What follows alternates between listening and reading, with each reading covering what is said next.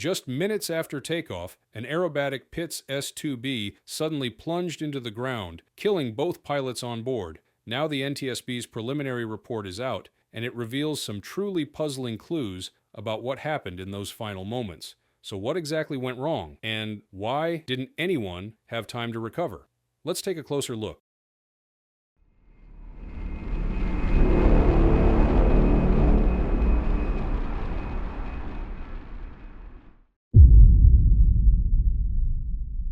On the morning of June 20th, 2025, a Pitts Aerobatics S-2B, registered as November 79 Alpha Victor, took off from Raleigh Executive Jetport in Sanford, North Carolina. Just about 7 minutes later, at around 9 a.m., the aircraft went down in a near-vertical crash in Broadway, roughly 10 miles from where it took off. The two people on board were Anton van Deth, the pilot, and Dwight Frye, a passenger who was also a certified flight instructor. Tragically, both were killed in the impact. Now let's talk briefly about who they were, because their backgrounds add important context to this flight. Anton van Deth had earned his FAA private pilot certificate just a year and a half earlier, in December 2023. Reports say he had lived and worked internationally and may have had other flight experience before becoming FAA certified. But still, in terms of documented U.S. training, he was relatively new. On the other hand, the passenger, Dwight Frye, was a highly qualified commercial pilot and instructor. He had multiple ratings, was certified as an aircraft mechanic, a remote pilot, and even an experimental aircraft builder. Clearly, this was someone deeply involved in aviation.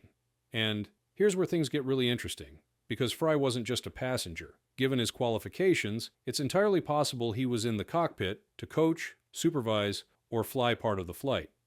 But so far, the NTSB hasn't said who was handling the controls at each point of the flight, so we can't assume.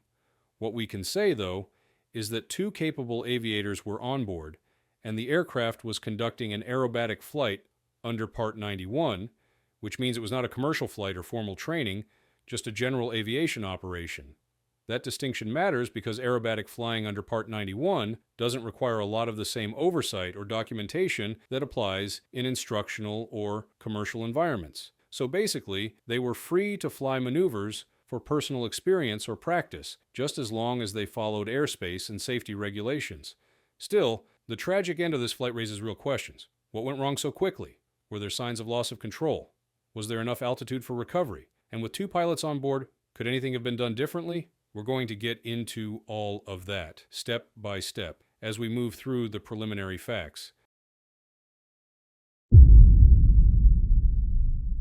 Let's talk about the airplane itself, because the Pitts S-2B is no ordinary general aviation aircraft.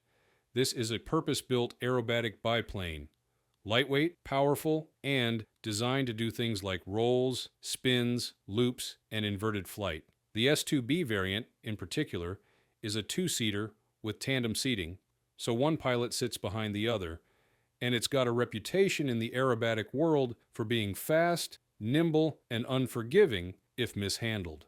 The aircraft involved in this crash, November 79 Alpha Victor, was built in 1986, so yeah, it wasn't new. But that's not unusual for Pitts aircraft. These machines are often maintained meticulously by enthusiasts and operators, and they're built around rugged steel tubing and fabric-covered wings, making them both durable and very responsive. According to the preliminary report, the wreckage still showed clear continuity in the steel structure and control cables, despite being burned, suggesting that no critical structural failure happened in the air.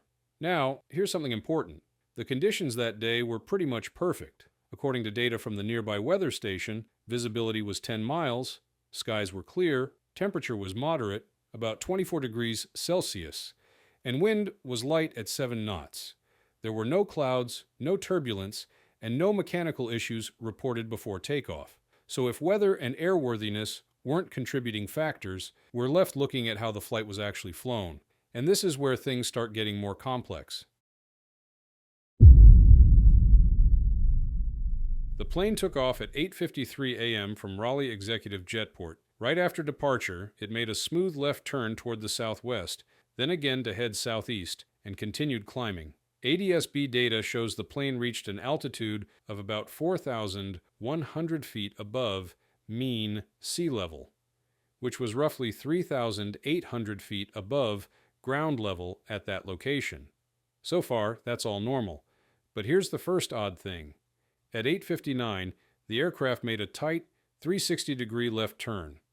Now, that kind of maneuver might not seem alarming in an aerobatic flight, especially in a Pitts. It could have been a setup for a maneuver or just a quick loop back toward a practice area, but the turn was tight enough to raise eyebrows, and just 1 minute later, the aircraft began a descending left turn, and this time, it didn't recover. What's truly concerning is how fast things deteriorated. The final ADS-B data point captured the aircraft at just 650 feet above sea level, that's only a few hundred feet off the ground, and it was located only 50 feet east of the crash site. That tells us the aircraft was in a very steep descent and covered almost no ground in those final moments. In fact, the impact crater and wreckage pattern suggest a near vertical, high-speed descent, the kind you'd expect from a stall spin entry with no altitude to recover. And the witnesses? They confirmed what the data hinted at. Several people on the ground reported seeing the airplane spinning nose down, with the engine still roaring. That's a key detail. The engine was running. So this likely wasn't a case of engine failure or power loss. One witness even said they thought it was just a normal aerobatic maneuver until the plane didn't pull up. And here's something else. A surveillance camera caught one frame of the crash, and even in that split-second shot, the plane was in a steep, nose-down attitude. All signs point toward loss of control, possibly an aerodynamic stall that transitioned into a spin. And if that happened too low in a Pitts, you're out of time and out of sky really fast. Now, for those who aren't familiar, a stall happens when the wing exceeds its critical angle of attack and stops producing lift. And if one wing stalls more than the other, which can happen if the pilot is turning or slipping the aircraft, you get a spin. Recovery is possible, but only if you have enough altitude. And Pitts aircraft, by nature, can enter spins quickly and require very precise control inputs to recover. That's the real takeaway here. The descent was fast, the spin appeared unrecovered, and the aircraft never had the altitude to pull out. Now, looking at the wreckage, what investigators found on the ground gives us some crucial clues. The aircraft impacted terrain in a near vertical attitude, forming a crater between two buildings. In that crater, the propeller was found with distinct slash marks and paint transfer, confirming it was under engine power at the moment of impact. That's a key point. It rules out engine failure and shifts the focus squarely onto control-related issues. One blade showed bending and polishing, classic signs of a high RPM strike. The other had minor scratches near the root.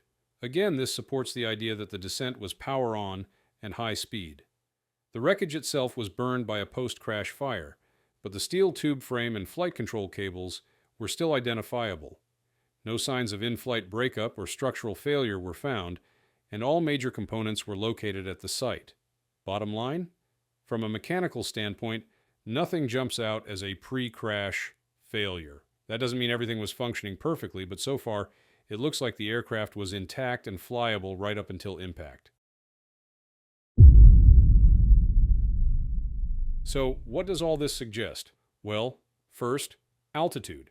The aircraft never climbed above 4,100 feet mean sea level, and once that spin or steep descent started, there just wasn't enough room to recover.